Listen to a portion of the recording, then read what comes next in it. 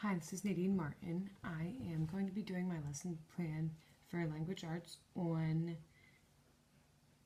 identifying colors and color words, and this is for kindergarten, beginner level ELLs, as well as a mixture of regular education students in kindergarten. So I used the direct method approach because I'll be using only the target language, and I'm doing this because it's a heterogeneous class with both English as a first language and English language learners. And the focus of this approach is to focus on the development of the oral skills. I'll also be looking at and using the total physical response approach, which is an example of the comprehensive approach. And the comprehensive approach focuses on listening activities, which is incorporated in my lesson plan.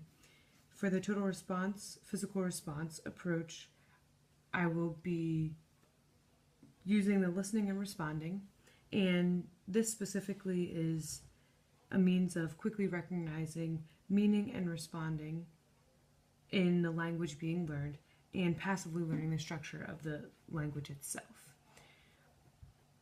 With the activities that I'm doing, in a lesson that I use, I will be focusing on repetition because as we learn throughout this semester, repetition with ELL learners is extremely important for comprehension as well as learning in general of the language.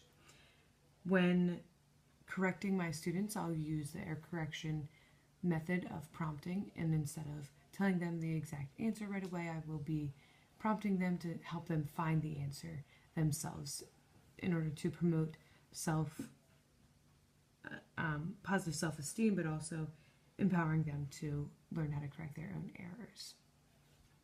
So my lesson plan, as I said, is about identifying colors and color words.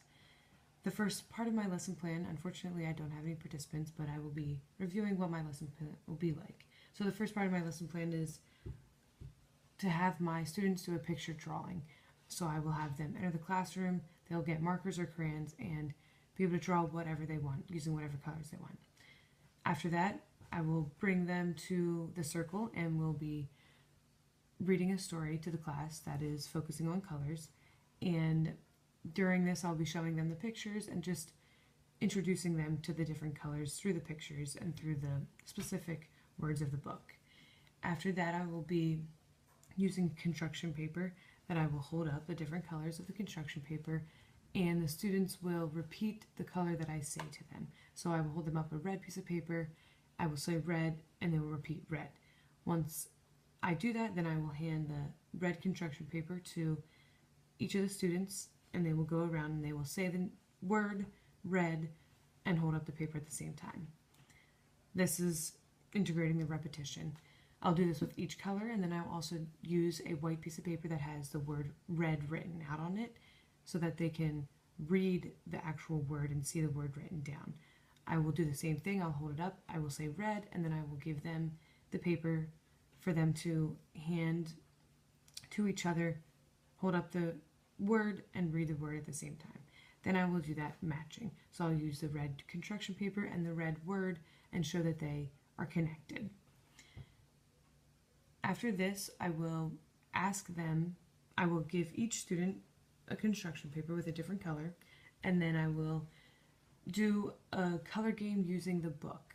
So I will have the students each still holding their construction paper, and I'll reread the book. When their color is called, they will be able to raise their construction paper and show that their word was associated with the word that was used in the book, as well as if they see the color in the book, they can hold up their construction paper. Another game that I will also use is a stand up and jump game when I call their color out, or if I hold up the red word, they are able to jump out of their seat and then quickly sit down. I'll speed up the game to see how quickly the students can recognize either the word or recognize by seeing the actual color. After that, I will be giving them independent work. They will be going back to their tables, and they will take the paper that they originally drew, the picture that they drew in the beginning of the class, and they will be labeling the colors that they used on their picture. So they'll label, if they colored anything red, they'll label it with the red. If they colored anything orange, they'll label it orange. Then I will give them a worksheet that focuses on coloring in the different colored words. And that's just coloring in crayons that have the different color words. Then a second worksheet, I have several different cars of different colors, and then the color words. So they'll match the words with the colors of the cars. If the students complete all of this, an extension I have is that the students are to get a blank piece of paper, and then they may draw pictures using their colors, markers, or crayons, and draw pictures associated with any colors that they can think of. So for example, stop sign is red, they would draw the picture in red of a stop sign, and then they would express how that was related to their everyday life. So that is an overview of my lesson plan, and the goal of it would be for students to understand and identify colors and color words.